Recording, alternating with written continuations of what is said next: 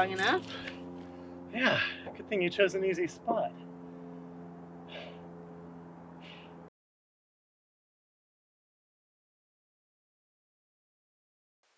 Chapter 27. I stood, replacing Talonthorn and pulling out a gun. I needed something long range for this. All but one of the Profithians disappeared from the side, and the one held its gun, trained on me. I couldn't see its face through the visor, but I knew it was studying me. I had to get this right. I leveled the gun, and the Profithian took a shot testing the shield, and I was still absorbing them all through the gate that I held open in front of me. I had to get this right, because I knew he was going to be fast. It was going to be fast in responding. I released the gate, took a shot, and pulled the worlds overlapped over each other again, giving just enough time for the laser from my gun to shoot out. It hit the Profithian right in the visor, and they took another shot before disappearing around the corner.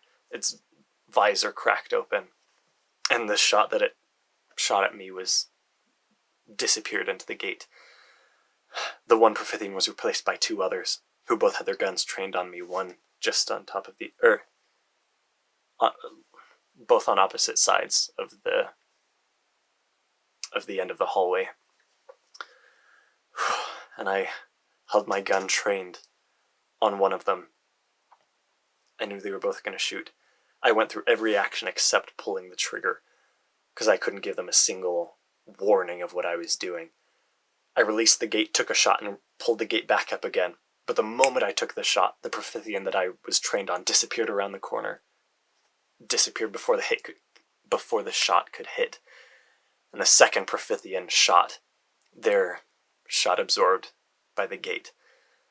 These Profithians were good. And I wasn't sure what to do at this point. I looked back to Claw and past him, because the hallway continued on into other rooms, and I was fairly certain that there weren't Profithians there. I didn't have Destiny, so I couldn't be sure, but I was pretty certain. Claw was still healing up, and it was working, but I could tell that he was in pain. I looked back to the other Profithians, and 3 of them were ready and had their guns trained on me. I wasn't going to try this again, because they were good, and I didn't know what I could do to face them.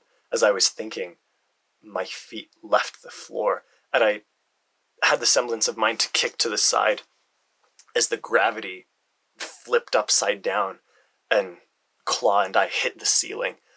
It was disorienting enough that I lost my grip on Saramea, and the gate disappeared, which was exactly what the Profithians were looking for. The 3 shot almost as one. One of the shots hitting right where I'd been. One of the shots hitting where I would have been if I hadn't kicked to the side, and another one barely missing Claw. I managed to pull the gate back up as they continued to fire, but they stopped the moment they saw that it was doing nothing. I pulled myself back up to my senses, and I thought, okay. What am I going to do? At basically the same moment, Scar's voice came through my earbuds. And she said, "We took care of our anti-searing technology. Ship 6 is on its way to being cleared." And she said, "We found it on the right side of the ship, lower down, through a hatch where there weren't blue lights connecting to the room." And the entire team had gotten that message. And so we were on our way to being cleared.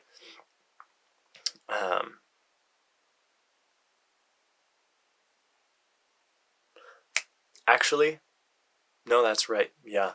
Before that happened, I sent Claw back to Saramea. I turned to him and I said, "I'm going to send you back. Is that okay?" And I gave him a chance to say no, and I could tell that he wanted to stay with me. But he finally nodded and he said, "If you think you can do this on your own." I said, "I think so." And he said, "I'm sorry that I couldn't do more." And I said, "If you weren't here, it would have been me that took 3 shots. I said, I'm only here and doing this because you were here. Thank you. And keep doing good. But I can do this next part on my own. He nodded, and I warned Itaro. And I could feel that she'd put her emergency gate into her pocket universe. All travelers had one. That was something we made sure of. And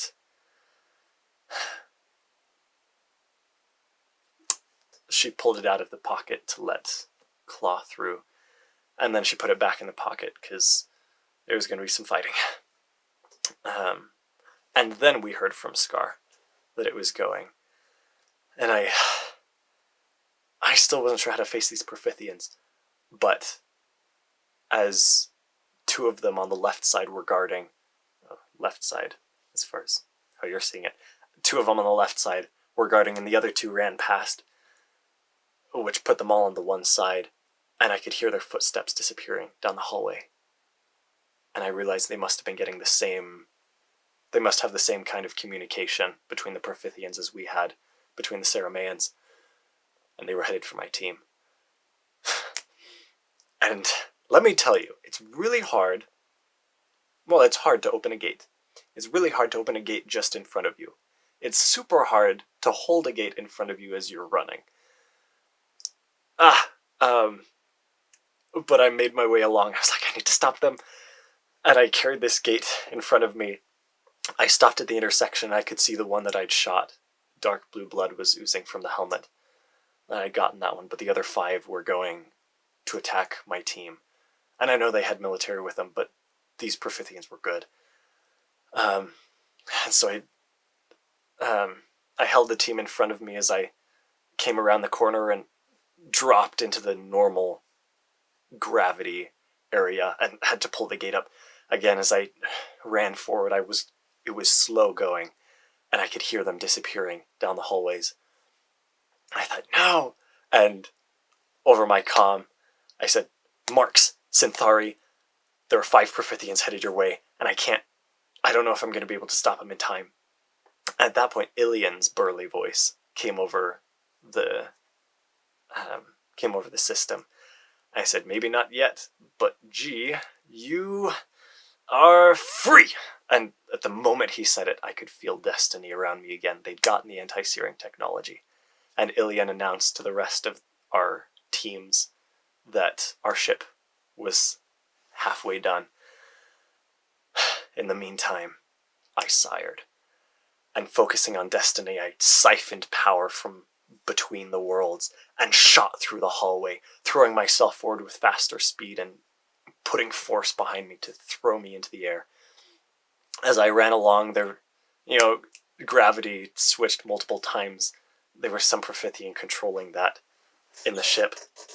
And every time the gravity switched, I would duck down, which sent me swooping in the air, and I'd leave the part of the ship that had affected gravity, and I'd drop back down to my feet and sprint after him.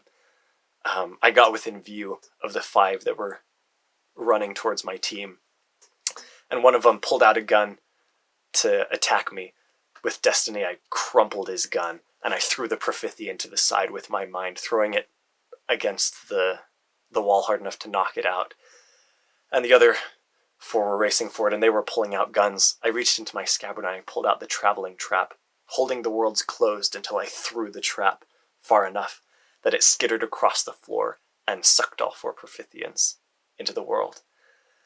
And I raced forward, holding the worlds closed again, and put it back in my pocket. I said, you're safe. I said, all right, I'm headed to the cabin now. Meet me there when you can. And the rest of my team gave an affirmative. And with destiny, it was a lot easier to see where I was going. I got the layout of the ship, and I raced forward toward the cabin. And I could feel as I was going that some kind of self-destruct mechanism had been engaged. And I casually interrupted the signal and moved the 2 mechanisms from each other using destiny. I felt OP sometimes. But that's okay, because there was a lot that I had to do. But yeah, so the ship was no longer going to explode. And I calmly went through the hallways until I got to where the cabin was. By that point, the Profithians were starting to realize their ship wasn't going to explode. and they knew I was coming for them, or something was coming for them. And I could feel with destiny that they were starting to pull out their travelers, at least the ones from the world of truth, right, Saramea. And I held the worlds closed from here as I walked into the room, making the door open by siring. I walked into the room as some of the Profithians were frantically pressing the buttons on their travelers and nothing was happening. I closed the door behind me. And one of the Profithians...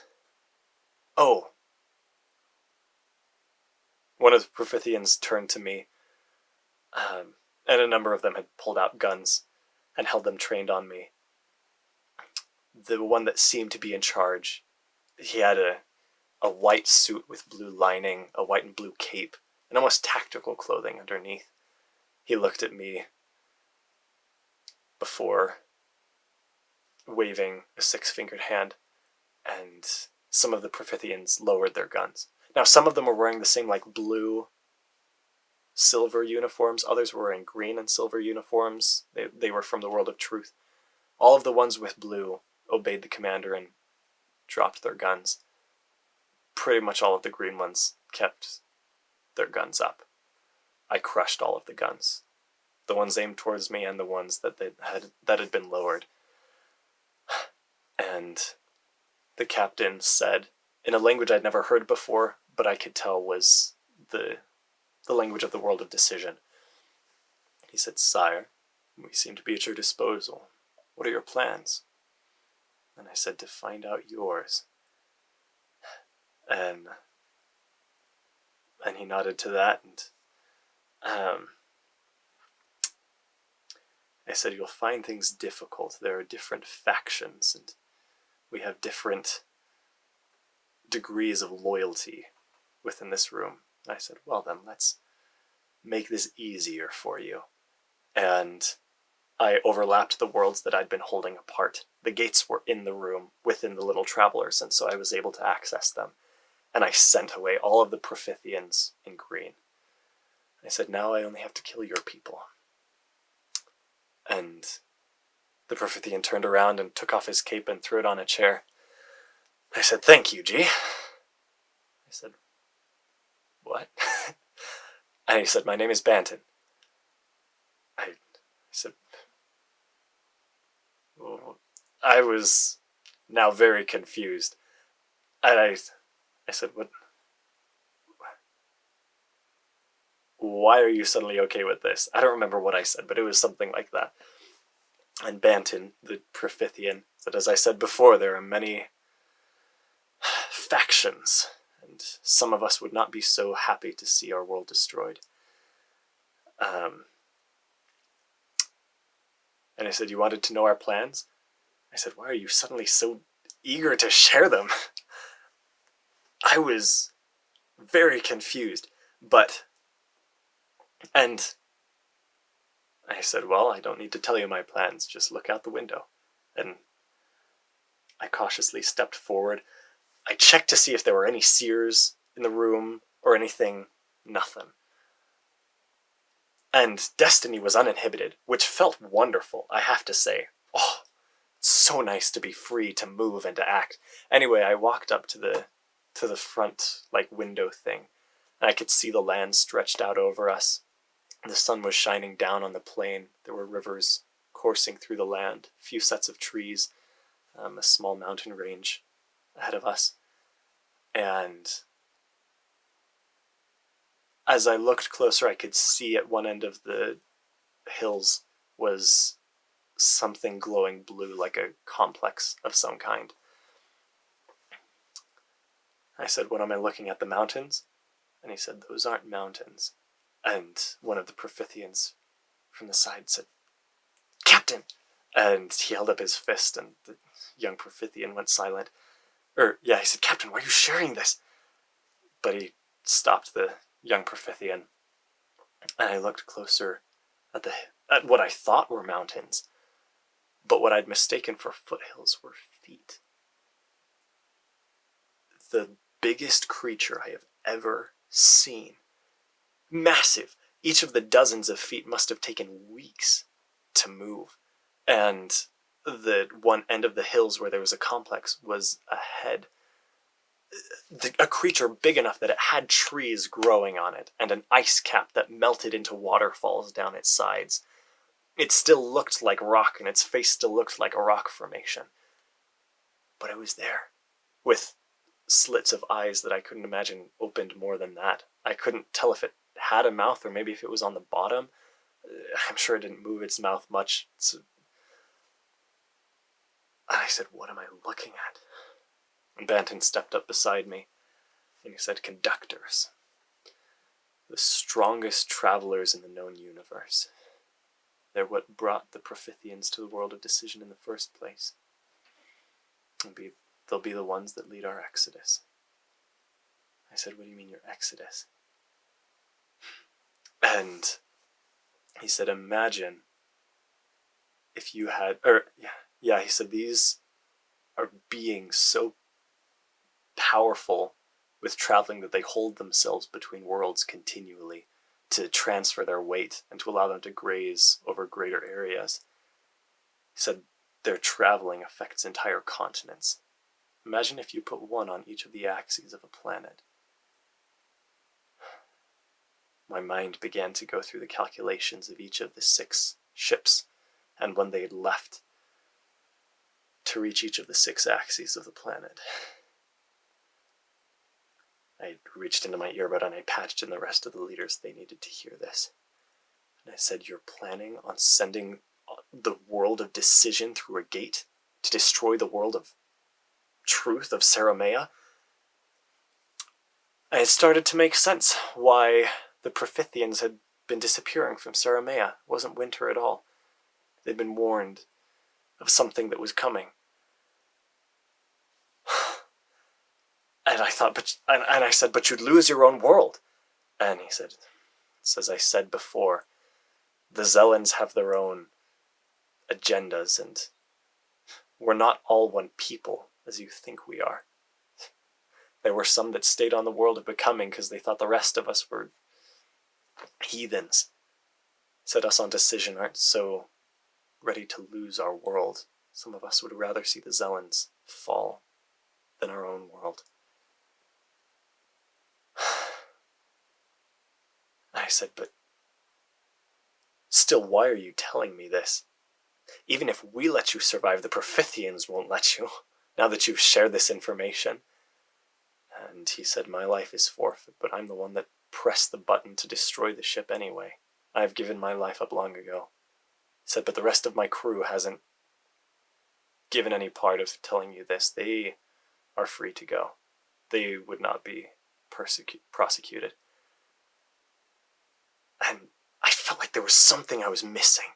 As I looked out over the crew, there was some shock at the fact that he was telling them this, some just resignation. But the one young man from before looked like he was barely containing himself. Banton was trying to save his son.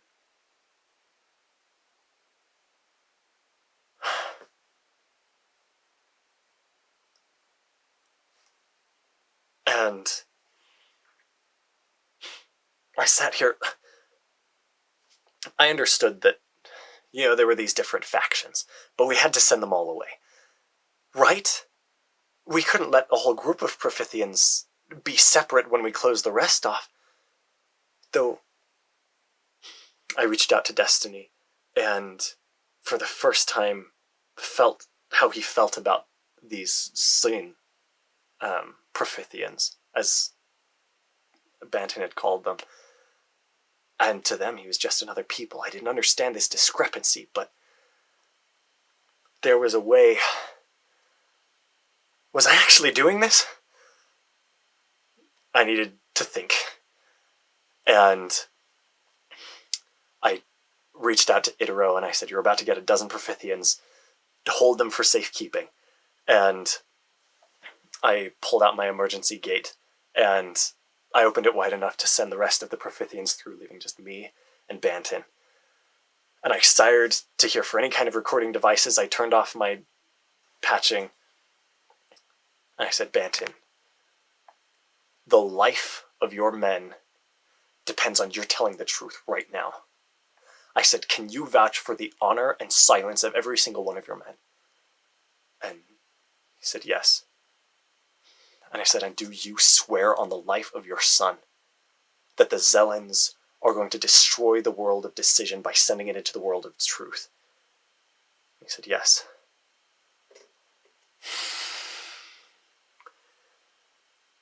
I said, do all of the scenes feel the same way that you do? And he said, we feel differently about it, but anyone that believes in the Zelens have already left for the world of becoming. Anyone still here is willing to make a last stand for the scenes. That was going to make this a whole lot easier and somehow a whole lot harder.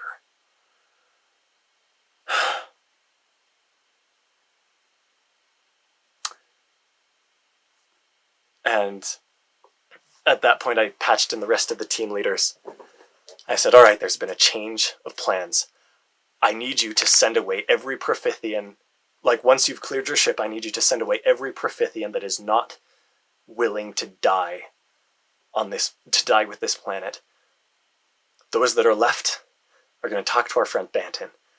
And I could tell that Banton was confused. And as I was talking to the others, he said, what are you doing? I said, we're going to save your people. I said, what game are you playing, sire? And I said, it's the same game. I'm just playing for the side of peace. At that point, there was a knock on the door, and I sired to let my men in. And I said, Banton, can we stop these conductors? And he said, yes, we have complete control of them. And I said, all right. That's right. He had also explained that if the ships were destroyed or if 10 minutes passed, whichever was sooner, that the conductors would go through with this. I said, all right, we're going to stop these conductors. We're going to cut off all of the gates to the world between the world of decision and the world of becoming. The Zelens cannot know that your world still exists, and they can't have access to it. We're going to cut you off. And